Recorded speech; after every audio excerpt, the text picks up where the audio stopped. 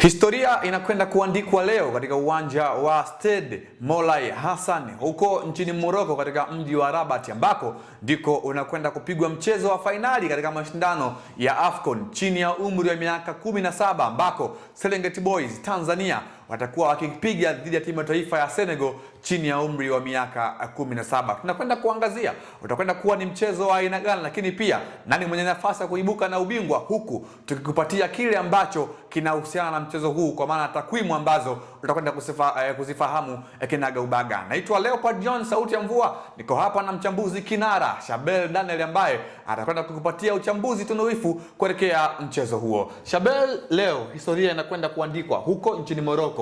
Hamasa tumeishuhudia, ndege imeshawasili. Mechi ni saa 4 kamili usiku kwa siku ya leo. Tutegemee mchezo wa aina gani kwa the way ambavyo timu zote mbili umeshaziangalia kuanzia kwenye hatua ya makundi?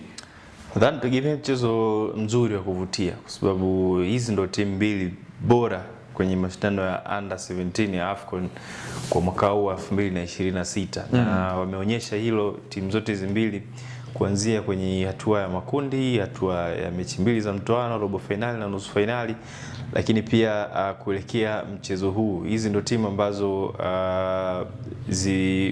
kwenye mashindano haya baada ya hatua ya makundi kumalizika ni miongoni mwa timu zilizopewa nafasi ya kufanya vizuri, wakiwemo pia Morocco ambao waliondolewa kwenye hatua ya nusu finali. Kwa hiyo kwa kile ambacho tumekiona kwa Serengeti Boys, kwa kile ambacho tumekiona kwa Senegal, naamini itakuwa ni mechi nzuri ambayo itacombine ufundi pamoja na matumizi ya nguvu, hasa kwa Senegal kwa sababu ya maumbile ya wachezaji, maumbo ya wachezaji wao, lakini pia kutokana na aina ya wachezaji tulionao sisi ni more technical.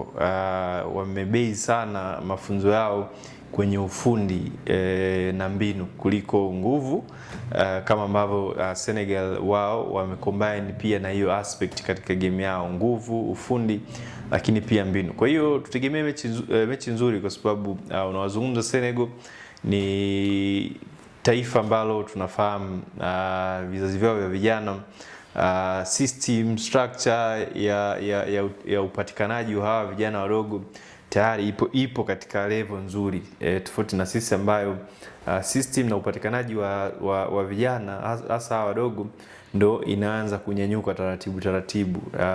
Hivi ambavyo wanafanya Serengeti Boys, timu za vijana, kadiri siku zinavyozidi kwenda na performance yao na matukio ambayo wanayapata, ndio namna ambavyo wanazidi kupeleka message ama ujumbe kwenye mataifa mengine kwamba yes, we are coming huko mlipo juu. Ujumbe unatumwa Morocco, ujumbe unatumwa Senegal, ujumbe unatumwa Mali, ujumbe unatumwa Ivory Coast, Ghana, mataifa ambayo ndio vinara katika utengenezaji na exportation ya vijana wengi kutokea Afrika kwenda nchi za wenzetu huko nje ya Afrika. Sawa, tutegemee mwalimu Elineza Nsangazeru wataingia na mkakati gani katika mchezo wa leo, ikiwa ni sehemu ya game plan wa kuwakabili Senegal ambao tumewakili kwamba ni bora hadi hivi sasa? Nadhani mkakati tunapaswa kule ule, yani kufika hapa finali Serengeti Boys, tabia ambayo ameonyesha kuanzia hatua ya makundi, mechi za mtoano mpaka kuelekea finali haipaswi kubadilika. Yani huwezi ukabadilisha mke siku ya harusi, ndugu yangu. Yani hilo litakuwa ni boko, yani utakuwa umekosea pakubwa sana. Kwa hiyo unamwambia Mpuma na ananiambia mimi. Nakwambia wewe, yani huwezi ukafika kanisani huko mbele unataka kufunga ndoa na nani? Na mtu wako, alafu umeona kimwali mwingine kwenye kiti amekaa, unaomba sabu kwamba namtaka yule badala ya huyu. Mambo hayawezi kwenda sawa. Kwa hiyo kwa Elineza Nsangazeru, nadhani vile vilivyoanza kwenye mechi za makundi, mtoano, character ile, sifa, approach iwe ile, kwa sababu nimekwambia hawa vijana ukiwafundisha kitu tofauti kwenye finali hii, ukiwapa approach tofauti kwenye finali hii, tofauti na vile walivyozoea, watastruggle na watapoteza vibaya sana. Kwa hiyo wacheze the way ambavyo wamezoea kucheza. Possession football ndo aina mpira ambao nimekuwa nikiwaona vijana hawa wakifanya pressing ya juu, energy, lakini pia ku remain focus iendelee kubaki mchezoni bila kujali ni maamuzi gani yanayoendelea ndani ya kiwanja, kwa sababu ukiangalia timu ambayo imekuwa haipati maamuzi favor ile ya kimaamuzi miongoni mwa mataifa ni sisi Tanzania, Serengeti Boys kwenye mashindano haya. Sijawahi kuona maamuzi yamekwenda kwenye VAR akija na maamuzi ambayo yanatunufaisha sisi. Yaani mara nyingi maamuzi yatakuwa hayapo upande wetu, lakini vijana licha hizo setback ndogo ndogo, vijana wameendelea kuwa imara. Kwa hiyo ni vitu ambavyo vinapaswa kuonekana pia katika finali hii dhidi ya Senegal. Sawa, hamasa itatupatia kile ambacho taifa linakihitaji kwa wakati huu, ile hamasa ambayo tumeshuhudia watu wengi wakiibeza kwa sehemu moja ama nyingine, lakini pia wakizungumza negative juu ya hilo.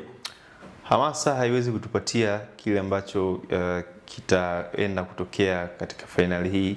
Hamasa itabakia kuwa hamasa, watu watapiga maneno nje huko, ahadi za hapa na pale, lakini what matters ni kile ambacho vijana watakwenda kukionyesha ndani ya uwanja. Uwanja gani umetaja? Stade Hassan Moulay, yes. Rabat, Morocco.